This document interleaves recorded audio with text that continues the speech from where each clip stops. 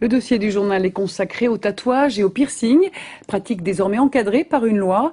Celle-ci oblige les praticiens à déclarer leur activité en préfecture, à informer précisément la clientèle des risques et des précautions à prendre. Quant aux prétendants, avant de s'installer, il faudra attester d'une formation. Nous en parlerons dans un instant avec Sadia Busson, présidente des perceurs européens, qui est notre invitée et que l'on retrouve dans le dossier signé François Ormin et Florine Heba. On se croirait vraiment à un hôpital. Oui, hein, c'est la clinique du piercing, hein, en même temps. Hein. Si vous voulez, on fait mettre des surchaussures parce que c'est quand même un endroit, ce local technique, dans lequel on perce et on perce stérilement. Donc c'est important qu'on garde ce local le plus propre possible. Tous les tatoueurs perceurs installés se l'imposent. L'hygiène est la première préoccupation de la profession. Lavage des mains, décontamination et stérilisation du matériel. Sadia Busson, ancienne infirmière, est particulièrement sensible à la question. Donc vous allez voir, ça va vite. Hein, vous allez tourner la tête un tout petit peu, baisser un peu. Voilà.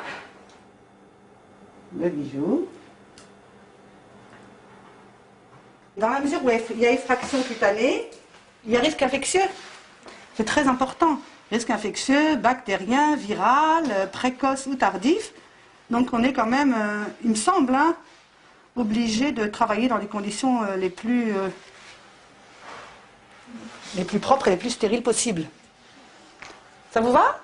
Retour chez Sadia.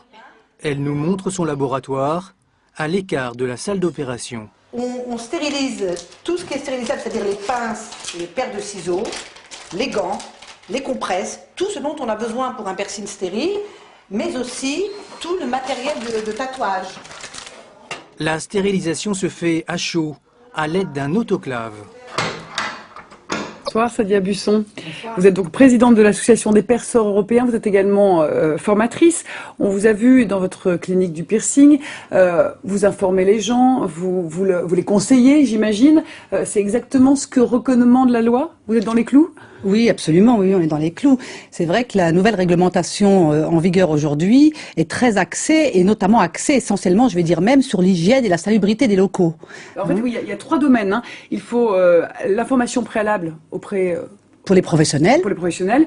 La formation, elle se ferait sur 3 jours, 21 heures de formation, et la bonne pratique de l'hygiène, effectivement. Tout à fait. Alors, il y a des décrets, les décrets sont sortis le 19 février 2008. Des arrêtés relatifs à ces décrets sont parus en décembre, notamment en ce qui concerne l'information à la clientèle des risques encourus lors des pratiques, la formation des professionnels, comme vous disiez, de 3 jours obligatoires, 21 heures, théorique et pratique. Alors, vous qui êtes une ancienne infirmière, est-ce que vous allez devoir la suivre, cette formation?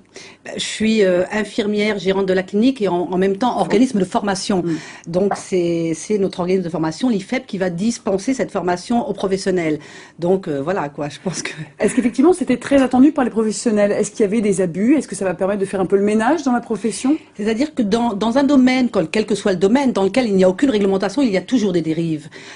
Aujourd'hui, les décrets qui sont sortis, c'est une directive européenne, parce qu'on sait la proportion que prend le piercing et le tatouage dans tous les pays d'Europe et du monde d'ailleurs. Ça continue? Ça continue de façon très très importante. Et donc évidemment, pour éviter tous ces risques infectieux, bactériens ou viraux beaucoup plus dangereux, il fallait cadrer cette activité et puis donc imposer une réglementation. Alors, effectivement, certains se sentent peut-être, ont l'impression qu'ils vont être un peu trop cadrés, là où ça doit être un petit peu artisanal. Moi, je ne crois pas, non. Ils perdent leur arme, non? Vous n'avez pas ce sentiment que certains, peut-être davantage chez les tatoueurs? Alors peut-être davantage chez les tatoueurs, parce que les tatoueurs, comparativement aux perceurs, ce sont des artistes. Donc effectivement, il y a une pratique qui est différente, alors que chez le perceur, c'est plus de la technicité qu'on requiert. Perdre leur âme, je ne crois pas, parce que les décrets qui portent sur l'hygiène et la salubrité des locaux ne portent absolument pas sur le mode opératoire que chacun a et sur la spécificité de chacun. Les personnes pourront continuer à faire leur pratique dans le décor qu'ils désirent, sauf qu'on va adjoindre à tout ça des règles d'hygiène qui me semblent absolument obligatoires. Alors, dernière question, est-ce que effectivement vous dites qu'il y a de plus en plus de gens qui veulent se faire percer. Est-ce qu'on peut percer tout le monde? Une personne âgée, des mineurs? On peut percer tout le monde, sauf ceux pour lesquels il y a une contre-indication. Il y a quand même des contre-indications au piercing et au tatouage, notamment tous les problèmes d'anticoagulants, les problèmes circulatoires, de corticothérapie à haute dose, de chimiothérapie et encore, et il y a d'autres, la liste n'est pas exhaustive. Pour les tatouages, c'est pareil, il y a des problèmes de peau, des psoriasis, des dermatoses, etc. Donc tout le monde n'est pas perçable ou tatouable. Mais cependant, pour les mineurs, il y a une obligation d'autorisation absolument parentale D'accord. qui doit être gardée, signée, remplie et gardée pendant 3 ans. D'accord, merci pour ces précisions, Je vous en Sadia prie. Busson. Tatouage, piercing, la profession est-elle suffisamment encadrée? Eh bien, c'est la question Internet qui vous est posée ce soir par la rédaction. Cliquez sur notre site internet france3.fr pour nous livrer votre sentiment sur ce sujet. Un vrai moulin à vent pour produire de la farine. Si la pratique était courante il y a quelques